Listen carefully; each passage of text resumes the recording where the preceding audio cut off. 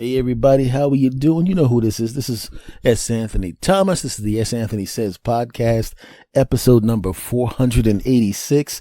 My friends, I'm going to call this one Limitations Are Sneaky. This one's called Limitations Are Sneaky, and I will tell you why I feel that way.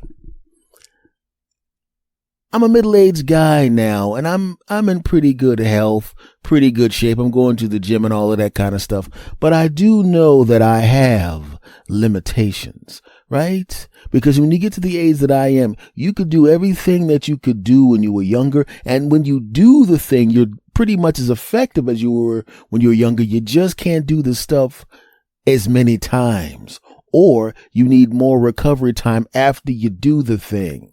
Right? So you go out and you help your young relative move some stuff, lift some stuff, fix some stuff, and they give you a high five. Man, you still got it. And you're like, ha ha, that's right, I still got it. And then he just walks to his car and drives home, and then you go back to your house. You're driving home, and halfway home, your back says, guess what, man? You don't still got it. Because limitations are sneaky, man. Limitations are like a pickpocket or a mugger in an alley. Limitations when you get older. Like I said, a pickpocket or a mugger in an alley, because if somebody picks your pocket, the whole idea behind the pickpocket is to take the stuff from you and have you not realize that the stuff has been taken from you. I've seen pickpockets in news things where they literally take your wallet, pull the money out of your wallet, and then put the wallet back in your pocket because they don't want to get caught with your license. They're going, he ain't going to do anything but cut off the credit cards, but he can't cut off this $200 I took out of his wallet. And you're driving around, walking around, and you still, you don't notice that the wallet has been taken out and put back. That's the whole idea behind the pickpocket, right? And then all of a sudden you put the $200 in your pocket because you want to buy something, and the $200 will cover the cost plus the tax. You get up to the counter, you pull up your wallet, you open up your wallet, then the money is not there. Oh no.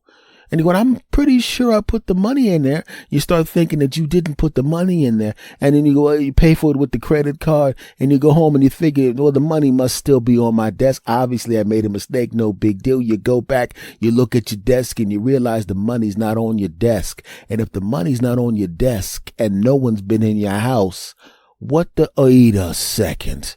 When I was waiting for my car, a guy bumped into me. And then somebody bumped into me again about 15 seconds later. But did the guy just take the money? I mean, a pickpocket would just take the wallet, right? But no, you realize you got pickpocketed. You didn't realize the money was gone, even though the was gone. Well, guess what? When you get a little older, you don't realize some of your physical abilities are gone, because the things that would let you know that you had those physical abilities, you don't do those things anymore, right? You go to the gym, but you don't do all sorts of dopey crap that you used to do because you don't have enough time for it. You have kids, you have responsibilities, you have a job. So some of those things you don't rock climb anymore. You don't have time for that crap. You just do the punk version of rock climbing at the gym, and you only go up about 5 feet. You know what I'm talking about. It's not the same thing. There's not the perils of falling on your behind and cracking your head open. Oh, you got some dude who's holding a rope to make sure you don't fall. That's not dangerous unless that guy doesn't like you. So you still think you're the rock climbing guy, right? You're riding on your bike in the gym or in your house on your stationary bike. You still think you're that guy doing those long rides. Get out of here, punk. When you were riding that bike back in the day when you were young, you were on that bike all day long. You know how long you on the bike now? You found out that to maintain your health, you need to do 30 minutes a day, 5 days a week. And you know what you do? 31 minutes a day, 5 days a week, because you're just doing the minimum. You still think you're that bike racing guy. You still think you're that rock climbing guy. No. And the only reason you still think you're the rock climbing guy, and the only reason you still think you are the guy that can ride the bike and climb those rocks, because you haven't done it. And then one day you tell everybody how great you were on the bike. You get on that bike and you're doing good for the first 30 minutes because you do 30 minutes at the gym. You still think that you're just warming up at the 30 minutes, keeping yourself in shape. But this ride is 3 hours. Ooh. And 37 minutes in, ooh, your butt starts to hurt, your back starts to hurt, and your lungs start telling you, hey, buddy, you're not 24 anymore. You see that slight gut you got? That means that you're not in the kind of shape you think. Slow down, punk. In fact, pull over. There's a Starbucks. Go to the Starbucks, catch a cab, meet him at the finish line. That's all I'm saying.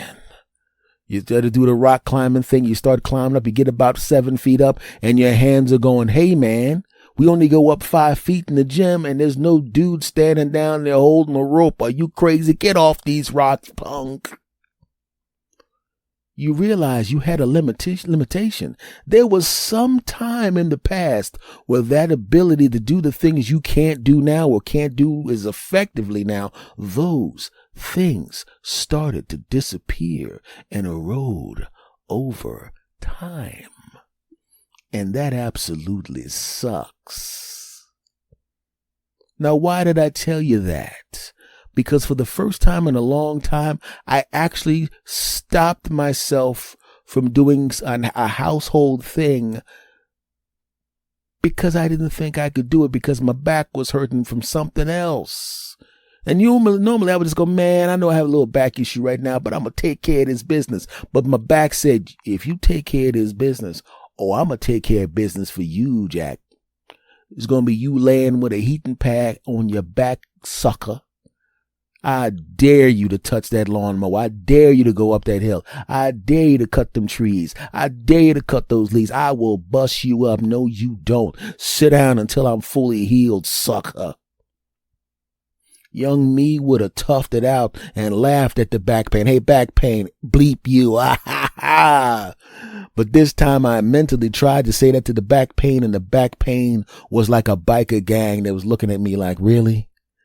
And they all pulled out metaphorical pipes and chains and went, you want to try us, punk? And I said, no, I, in fact, Mr. Punk, do not want to try you. Right? And I go out there and I had to hire some guys to do work that last time it was done, I did it all by myself. Right? And you know how sometimes when there's a guy that knows how to be a mechanic, and I don't, by the way, and you sit there talking to the mechanic, right? And every once in a while he said, could you hold this? And you feel like you actually doing something. You know, you actually talk to somebody else. Yeah, I'm right now, we working on the car right now. No, there's no we working on the car. That guy's working on the car. You're holding the wrench for him because he doesn't feel like bending down to get it. But if you weren't there, you know what he would do? Bend down to get it. You are basically a 5-year-old. You're like your 5-year-old nephew when you were doing something you were capable of doing, and to let him feel like he was involved with it, you said, hey, plug that saw in, okay? Hey, put these goggles on. We're going to cut this wood. Hold a piece of the wood all the way over there where you're completely safe, but still feel like you're involved in it. And then when your mom comes home, you can say, we cut the wood. And then she can look at me with a look like, I know you did not let that boy anywhere near there that saw. And then you make the face as if to say, come on now, stop being an idiot. And she goes, good, because if you did, I would have killed you. And you had a look in the face like, I know you would have killed me, but I wouldn't do that in the first place. And then you both smile. Yay, you did a good job. Well, as an adult, that's what you're like when you're standing next to the mechanic, when he or she is doing the actual work. And you know, all you're doing is, hey man, could you give me that 520 oil over there and bring it over to me? Yeah, man, could you take the cap off while I finish putting this flute back on? Oh yeah, sure. All right. Want me to pour it in? No, I'll pour it in. Right? We worked on the car. No, you brought over some oil and held the wrench. Shut up, punk. Well, it was the equivalent of that as the guys worked on the lawn. Normally, if somebody's doing some work in the house, like if a guy's a plumber, had a guy over here working on the washer and dryer, I didn't sit there, stand there talking to him. I went back to what I was doing. And then when he was finished, he came, Mr. Thomas, I paid him, shook his hand, and then he left.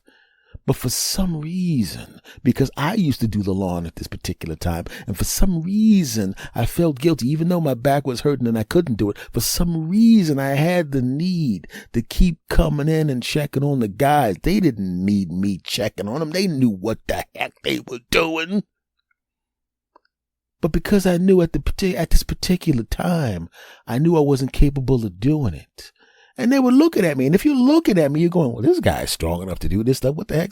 And I had to explain to them about my back. And then they went, oh, okay. And the way they went, oh, okay, was almost as if they were like, oh, okay. Because you look like you were strong enough to do this yourself. And we were starting to think that you were a soft punk. But now that we realize that you're injured, we were laughing at you and thinking you were a big wuss. But now that we know you're injured, we now can respect you as a man and not think you were a huge punk. Right? So they're doing the cutting and clipping and lifting and bagging and moving and grooving, and I'm sitting there engaging them in conversation. Right? And then I started running out of conversation, which I normally don't do. I do words for a living. I could talk indefinitely, right? But even then I started to feel guilty because I'm sitting there going, I got to get away, because the more I stand here, the more like an actual punk I feel. I go back in the house and I can hear them out back sawing something, lifting something, bagging something. I'm like, oh, I want to help them. Actually, I don't want to help them, but I want to help them. So I go back around and I go, hey guys, how's it going? Hey, Mr. Thomas, here we got this tree thing and the thing with the stuff and the thing, right? We use a double quadruple to cut the quadruple and jump a quintuple. Yeah. But you see, your thing had the thing here that we had to do with a quadruple quintuple. Oh, that's incredible. All right. Yeah. That's right. Hey, let me get you guys some bags, right? They had bags, but I had to involve myself in some way. Just like I said, when you're with the mechanic and you're holding a wrench and we fix the car. Hey, let me get this oil from you and save you 6 steps. We. Right? Somehow, I guess subconsciously, I wanted to feel like I helped them out, even though I wasn't really helping them. They got bags. They don't need my punk bags. Those limitations sneak up on you. Then when one of the guys was taking a bit of a smoke break and having himself a little Gatorade action, we fell into conversation, right? And he started going, I got news for you. I'm getting a little old, man. A few years from now, I'm going to have to stop doing this, and I'm going to have to hire some other people to work with the business. They're going to actually be the ones out there. Instead of just me, him, and him doing the job, the 3 of us here, I'm going to have to hire another person, and I'll run the office, and he told me his age, right? He's a little younger than me, and I already know what his future is like, you know what I'm saying? And we're talking and all of that kind of crap. And he said, even though I do this yard work and stuff like that, I tell you right now, I don't even mow my house anymore. I used to shovel the snow in front of my house. Well, he did not mow his house, but shovel his house. I don't even shovel my house anymore because I do this kind of work all day long. And the last thing I need to do, because I got a nice house in the quadruple and I got this many acres and the thing, and my driveway is this long and that kind of stuff. And I do this all day or during the summertime, and then in the wintertime, I just need the rest, man. I just need the rest because during the wintertime, we have a snow shoveling business. And sometimes we actually get out there and shovel the snow because the place is in front of somebody's house or the back of somebody's house. You can't use the snow plow, so you got to shovel. And I started realizing it's very, very difficult sometimes for me to get to shoveling. Sometimes my back starts hurting. Sometimes it doesn't, and sometimes it does. And I'm sitting there listening to him talk. And I realize, remember when I said how that pickpocket comes up behind you? Sometimes they take the wallet out of your pocket, and if they think they can get away with it, they take the money out and they literally put the wallet back in your pocket. Right? You don't realize that the money is gone. There's going to come a time when there's some things you can't do anymore or can't do as well.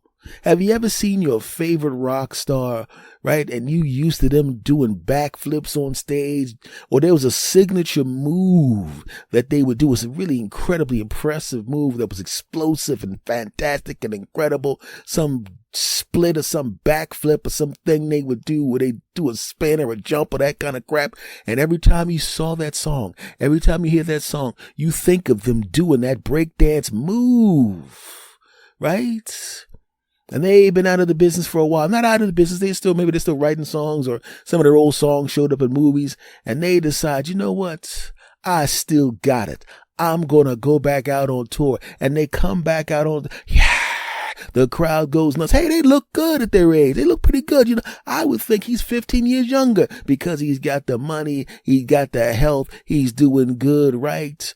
but he's also been in rehearsals. And just like an old guy that goes back to the gym for the first time after 10 years thinking he's still going to do the same old routine he did back then, you know, when the rehearsals, this guy probably doing one of his signature hits, tried to do that split or that backflip, and they did it the first time. I still got it. And then he did it the second time. Still got it. I slipped a little bit, but that's okay. And he did it the third time, and rehearsals had to be postponed for 6 weeks because of the groin, calf, and quadricep pull and the pec pull when he did the move wrong. And this is only the third time he did it, and this was in rehearsals, and nobody was there, and he didn't do it in full force, and they were going to have to do 135 shows. Does he think he could do this move 135 times when he couldn't even do it 3 times? And guess again. So all of a sudden, this guy was supposed to be doing this move, and all of a sudden now, at the award show when they're giving him a tribute, he's singing a song while playing the piano. Well, if he's at the piano, he can't do that explosive move. We see what you're doing. But there's nothing wrong with it. But he now knows he has a limitation. He can't go on the piano, get on top of the piano, set it on fire, jump over the horn section of his band, and then roll around on the ground, do a breakdance move, and then slide up to the microphone and then hit that high note. He can still hit the high note. But he can't set the piano on fire and jump over the horn section anymore. He's got a limitation. We all have limitations. Sometimes it's age. Like in my case, I had a bad back because of an injury. And I was so embarrassed by the fact that I couldn't help the lawn guys, or even better, do it my damn self. And now I'm thinking next winter, I can still shovel the snow. But what the heck, why would I want to? Right? You don't want to do something and get away with it. You want to confidently go through it and get it done. You don't want to get away with it. Oh no, I want to be like Barry Sanders when it comes to doing stuff like that, where I retire from the activity while I still can do it. Because when my back is fully healed up, will I be able to do that lawn stuff by myself? Yeah, but why should I? When my back heals up, will I be able to shovel the front and back of my house and dig out my car? Of course I'll be able to do it. But why the heck should I? I know the limitations are coming, right? There might be a time 10, 15 years from now where I'm going to need to take the little blue pill or whatever the equivalent of it. And I ain't looking forward to it because I don't need it now, thank God. But at some point I might. Ooh, what a future. Please come up with something that we can take secretly so I don't have to, you know what I'm saying? I don't want to, I'm not looking forward to that. No. But the limitations are always there. Sometimes it's old age that causes the limitation. Sometimes it's lack of belief in yourself that causes the limitation. You'll see the activity. And the things that have happened to you over the course of your life make you think, I can't do that. That's the kind of limitation you have more control over, because that's a false limitation, not a sneaky limitation. Not a limitation that sneaks up on you like old age or injury.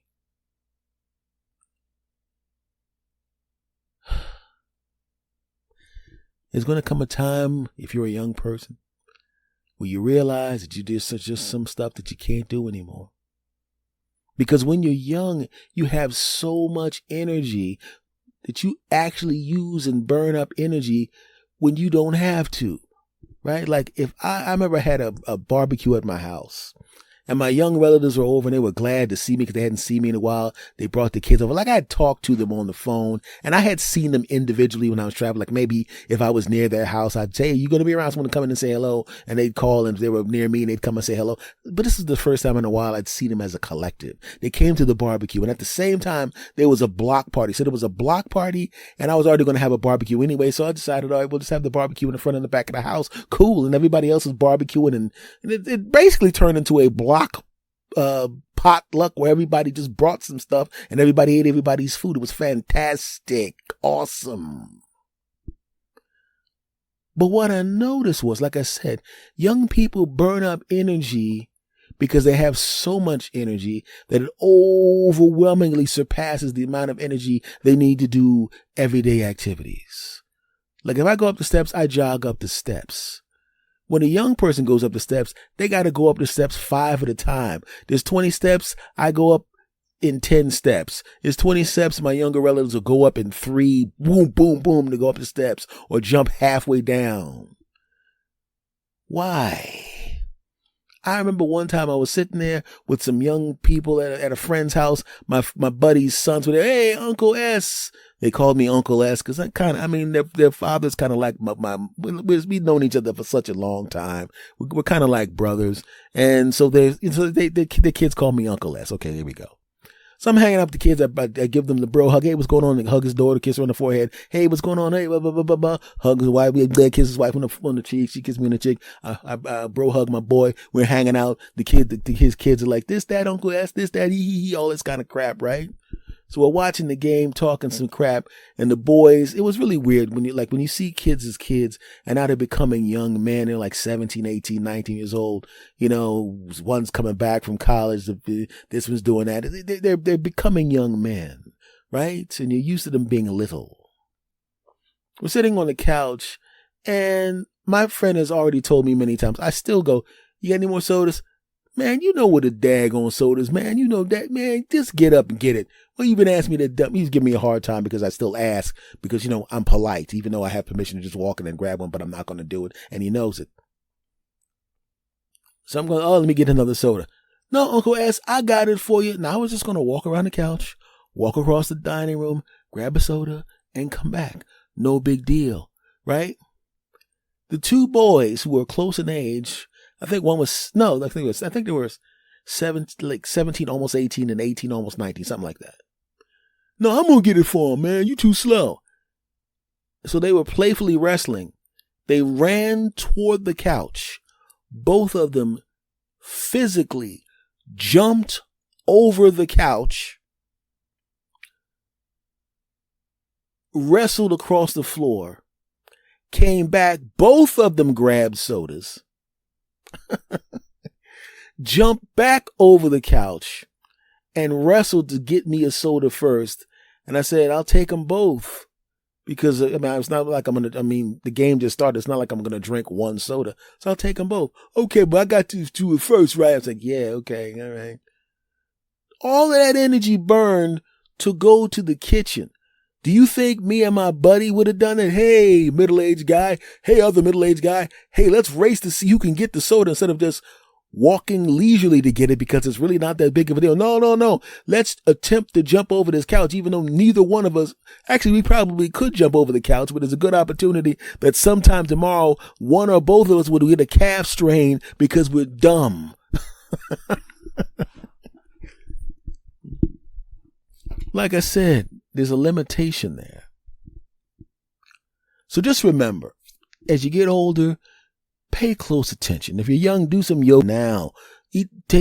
Say your prayers and eat your vitamins now, like Hulk Hogan says. All right, do all of that crap now, right? So when you get older, you'll be able to stave off the limitations. You can't stop them, but you can hold them off a little because I've held off a whole lot of limitations. This one was caused by an injury. But it's just a preview of what's going to happen when I'm a really old guy and can't do stuff and I don't like it. Then you can keep that preview to yourself, damn it. But there are other limitations too, the mental ones where we think we can't do something.